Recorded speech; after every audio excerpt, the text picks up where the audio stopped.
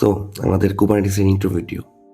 প্রথমেই আমাদের basic question দিয়ে শুরু করব যে কেন আমরা কুবারনেটিস শিখবো অ্যাকচুয়ালি? সবকিছু শেখার আগে জানা উচিত যে কেন শিখবো? সো ধরি আমাদের একটা অ্যাপ্লিকেশন আছে। মোবাইল অথবা ওয়েব যেকোনো ধরনের অ্যাপ্লিকেশন অ্যাজিউম করলাম। ওইটাকে আমি পোস্ট করার জন্য বা সার্ভারে ডিপ্লয় দেওয়ার জন্য কন্টেনারাইজেশন করলাম ডকারের মাধ্যমে। সো ডকারের মাধ্যমে কন্টেনারাইজেশন মানে হলো কি আমার অপারেটিং সিস্টেম যদি সেম থাকে আমি এটা যেকোনো সার্ভার বা যেকোনো জায়গায় এটা রান করতে পারবো সেম ভাবে আমি লোকালি যেভাবে রান করছি। এটা নিয়ে ভিডিও আছে আমাদের, ওইটা দেখলেই হবে। তো ধরলাম একটা সার্ভারে আমি আমার যে অ্যাপ্লিকেশনটা একটু কন্টেনারাইজ করছি ওইটা ডিপ্লয় দিলাম। ইউজার আসলো, রিকোয়েস্ট করলো এবং অ্যাপ্লিকেশনে যা রান হয় রেসপন্স করলো। পপুলার হইলো, আরও ইউজার আসলো। তো ওদেরকে হ্যান্ডেল করার জন্য আমরা হয়তো আরও কন্টেনার ইনস্ট্যান্স বাড়াইতে পারি, যাতে এতজন ইউজারকে যাতে সাপোর্ট দিতে পারি আর কি। ভালো জিনিস। কিন্তু সাপোজ কোনো ইউজার কোনো একটা অদ্ভুত জিনিস করলো যার কারণে কোনো একটা কন্টেনার ফেল করলো বা অন্য কোনো ইস্যু হইলো। তো বাকি ২ টা হয়তো এত ইউজার হ্যান্ডেল না করতে পারে, ওদের মধ্যে ইস্যু আসলো এবং লাস্টেরটা তো যেহেতু ২ টা পারে না, একটা তো আরও পারবে না, ওইটাও চলে গেল। সো আমার অ্যাপ নাই, কেউ অ্যাক্সেস করতে পারতেছে না। আমার সব বিজনেস নষ্ট। এইখানে আসে কুবারনেটিস।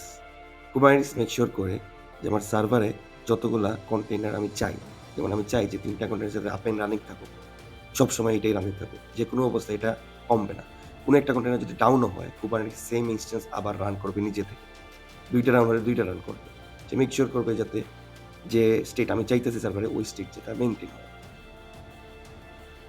শুধু এটাই না, Kubernetes থ্রুতে আমরা মনিটরিং থেকে, স্টোরেজ থেকে, সিকিউরিটি অনেক কিছু করতে পারি। ওগুলো আমরা দেখব। এখন একটু হিস্ট্রি দেখি।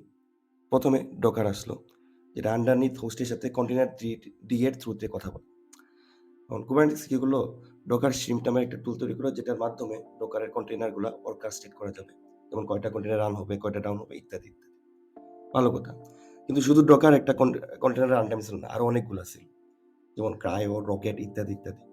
তো ওরাও চাইলো যে Kubernetes এর থ্রুতে যাতে তাদের অর্কেস্ট্রেট করা যায় বা Kubernetes কমিউনিটি ওইটা করতে চায়। ওই ক্ষেত্রে কন্টেইনার রান টাইম ইন্টারফেস আসলো, যেটার থ্রুতে আ কন্টেইনার অর্কেস্ট্রেট করা যাবে। এবং যে কন্টেইনার ডিটা আন্ডারনিথ ডকারের কমান্ডগুলো রান করতো হোস্টের মধ্যে, ওইটাও আলাদা হয়ে গেল। মানে আলাদা হয়ে গেল বলতে আরকি এখন Kubernetes ডাইরেক্টলি কন্টেইনার ডি এর থ্রুতে কন্টেইনার রান, অর্কেস্ট্রেট ইত্যাদি, ইত্যাদি করতে পারে। তো এই ক্ষেত্রে দেখা যেত যে Kubernetes ২ টা জিনিস মেইনটেইন করতেছে। একটা হলো গিয়ে রান টাইম ইন্টারফেস, আরেকটা হলো গিয়ে ডকার শিম। ডকার শিম শুধুমাত্র ডকারকে সাপোর্ট করার জন্য। আর CLI তে সবকিছুই করা যায়। ইভেন ডকারের কাজও করা যায় কন্টেইনার ডি এর থ্রুতে। যার কারণে ২০২০ এর দিকে ডকার ডেপ্রিকেটেড, মানে বাদ দিয়ে দিল Kubernetes সাপোর্ট করা। কিছু CLI টুল আছে, যেমন kubectl Kubernetes এর আছে। ওইটার থ্রুতে আমরা বিভিন্ন কন্টেইনার রান টাইমের সাথে কথা বলি, মানে বিভিন্ন কমান্ড রান করি। কন্টেইনার ডি এর জন্য nactl আছে এবং কোনো কারণে Kubernetes যদি কন্টেইনার রান টাইমের সাথে কথা না বলতে পারে, ডিবাগ করার জন্য KaiControl আছে। আর রকেট ওইটা ডেপ্রিকেটেড হয়ে গেছে অলরেডি, মানে এখন ইউজ হয় না। রকেটের কথা বলে লাভ নেই। তো এটার বর্তমানে ডকারের ভালো একটা অল্টারনেটিভ পোর্টম্যান আছে। তো এটাও কন্টেইনার রান টাইমের একটা অল্টারনেটিভ অ্যাকচুয়ালি। সো এগুলো কমান্ড আমরা ইউজ করবো সামনে, সমস্যা নেই। ওকে, সো এখন আমরা কিছু ডকার কুবারনেটিসের বেসিক দেখব। তো Kubernetes অ্যাকচুয়ালি বিভিন্ন কম্পিউটেশনাল ইউনিটকে ম্যানেজ করে, ওটার ভিতরে কন্টেইনার আর কি। তো এটা সার্ভার, VM, VPS হতে পারে। তো Kubernetes এগুলো ম্যানেজ করে এবং এটা একাধিক হতে পারে অ্যাকচুয়ালি। প্রত্যেকটাকে Kubernetes এর ওয়ার্ল্ডে নোড বলে এবং একাধিক নোড বলে অ্যাকচুয়ালি একটা ক্লাস্টার তৈরি হয় এবং একটা ক্লাস্টারের মধ্যে একটা মাস্টার নোড থাকে এবং একাধিক ওয়ার্কার নোড থাকে। এখন একটা ক্লাস্টারে বিভিন্ন কম্বিনেশন হতে পারে। একটা মাস্টারে একটা ওয়ার্কার থাকতে পারে, অথবা একটাই নোড থাকতে পারে যেটা itself মাস্টার এবং ওয়ার্কার, অথবা একাধিক মাস্টারের সাথে একাধিক ওয়ার্কার থাকতে পারে। আমরা সিম্পলিসিটির জন্য একটা মাস্টার এবং একটা ওয়ার্কার নিয়ে এক্সাম্পল আগাবো আর কি। সো একটা মাস্টারের অনেকগুলো কম্পোনেন্ট থাকে, কিউবিএ সার্ভার, কন্ট্রোলার, শিডিউলার, ইটিসিটি এবং ওয়ার্কারের কিউবলেটার পোর্ট, মানে বেসিক কম্পোনেন্টগুলোর কথা বলতেছি। সো এগুলোর সাথে আমরা একটা করে পরিচয় হতে পারি যে এগুলো কোনটা কি করে। পডটা অ্যাকচুয়ালি হলো গিয়ে সিঙ্গেল ইউনিট, যেটার মধ্যে কন্টেনারটা রান হবে। একটু সিম্পল জিনিস বলে রাখি। তো এখন যদি আমরা কিউবিএ সার্ভার দিয়ে শুরু করি, এটা বাইরের ওয়ার্ল্ডের সাথে কথা বলে, যেমন এসটিপি এর মতো চিন্তা করতে পারি। মাস্টার নোটে কমান্ড দিলে ওটা সে ওয়ার্কার নোটে করতে পারে। কিউবলেট মাস্টার নোট থেকে ওয়ার্কার নোটে কমান্ড যায় কিউবলেটের থ্রুতে। ইটিসিটি একটা মেমোরি হিসেবে কাজ করে, কি স্টোরেজ মেমোরি হিসেবে কাজ করে। তারপরে হলো কি কন্ট্রোলার, এটা মেইন ব্রেইন অ্যাকচুয়ালি। সাপোজ আমার কোনো একটা পড ডাউন হয়ে গেল, তো কন্ট্রোলার ডিসাইড করে যে কোনোটা ডাউন হলে ওইটা যদি আরেকটা আপ হতে পারে, মানে মেইন ব্রেইন হিসেবে কাজ করে, কুবারনেটিসের মেইন ডিউটি যেটা ওইটা করে controller. Scheduler kind of similar, but একটু পার্থক্য আছে।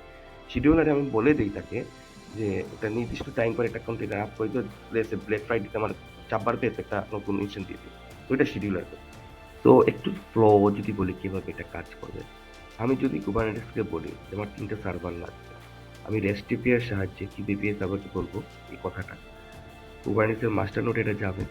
কন্ট্রোলার ডিসাইড করবে যে ৩ টা যাতে রানিং থাকে অলওয়েজ, এবং শিডিউলারের মাধ্যমে আমরা ৩ টা রান করে দিব। ইটিসিটির মধ্যে আমরা ছোটখাটো মেমোরি কিছু রাখতে হলে রাখবো, এবং কিউবলেটেড থ্রুতে আমরা ওয়ার্কার নোডে যে রিসোর্সগুলো দেওয়ার কথা ওটা দিয়ে দিব। ওকে, লাস্টলি আমরা পড নিয়ে একটু আলোচনা করি। তো একটা নোডের মধ্যে একাধিক পড থাকতে পারে, এবং প্রত্যেকটা পড অ্যাকচুয়ালি ওদের মধ্যে কন্টেনার রান করতে পারে আর কি। কন্টেনারগুলো একটা সিঙ্গেল ইনস্ট্যান্স এর হয় নর্মালি, মানে লেটস সে আমার কোনো একটা অ্যাপ্লিকেশন পাইথনে লেখা, সো এখানে পাইথনের অ্যাপ্লিকেশনটা রান হবে। পাইথনের আরেকটা ইনস্ট্যান্স রান করা সম্ভব না, কিন্তু হ্যাঁ, ডটনেটের আরেকটা ইনস্ট্যান্স আছে যেটা ডিফারেন্ট ইমেজ, ওইটা রান করা পসিবল, কিন্তু সেম ইমেজ দুইটা রান করা পসিবল না একটা পডের ভিতরে। হ্যাঁ, বাকি যা কাজ আছে সবকিছু আমরা পডের ভিতরেই করবো, অ্যাপ্লিকেশনের রান থেকে শুরু করে রিস্টার্ট করা বিভিন্ন জিনিস পডের ভিতরে করা হয়। নেক্সট ভিডিওতে আমরা পড নিয়েই শুরু করবো আলটিমেটলি, প্র্যাকটিক্যালি আর কি। সো হ্যাঁ, আজকে